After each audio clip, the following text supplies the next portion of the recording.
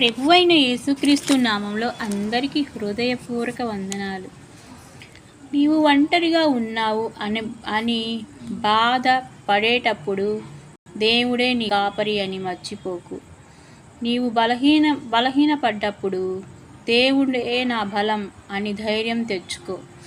ఏమీ లేదని బాధపడకు, దేవుడే నా సర్వస్వం అని విశ్వసించు. నీకెప్పుడు ఏది దక్కాలో దేవుడు నిర్ణయం తీసుకునే ఉంటాడు. అందుకే నువ్వు కోరిందల్లా దక్కలేదని దేవుణ్ణి నిందించకు. ఒకటి దక్కలేదంటే అంతకన్నా శ్రేష్టమైనది, ఉత్తమమైనది దేవుడు నీకు సిద్ధం చేసే ఉంటాడు.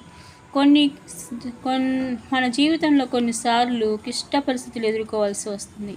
అది ఆర్థిక సమస్యలు కావచ్చు, తీవ్రమైన అనారోగ్యం కావచ్చు, అప్పుల బాధలు కావచ్చు, కుటుంబంలో శాంతి సమాధానం లేకపోవటం కావచ్చు. అటువంటి సందర్భాల్లో మనం చాలా భయపడిపోతాం. ఏందో నాకే ఇలా జరుగుతుంది, అన్ని సమస్యలు నాకే వస్తున్నాయి, అన్ని బాధలు నాకే వస్తున్నాయి అని ఇలాంటి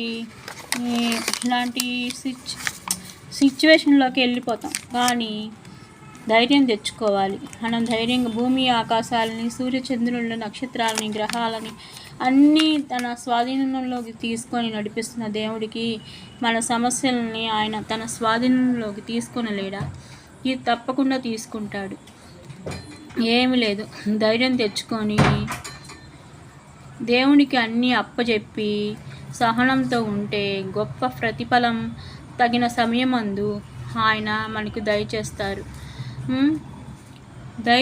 మీ ధైర్యమును విడిచిపెట్టకుడి, దానికి ప్రతిఫలంగా గొప్ప బహుమానం కలుగును. హెబ్రీలకు రాసిన పత్రిక 18:35. ప్రభు పేరిట వందనాలు, దైవాశీస్సులు, శుభాలు.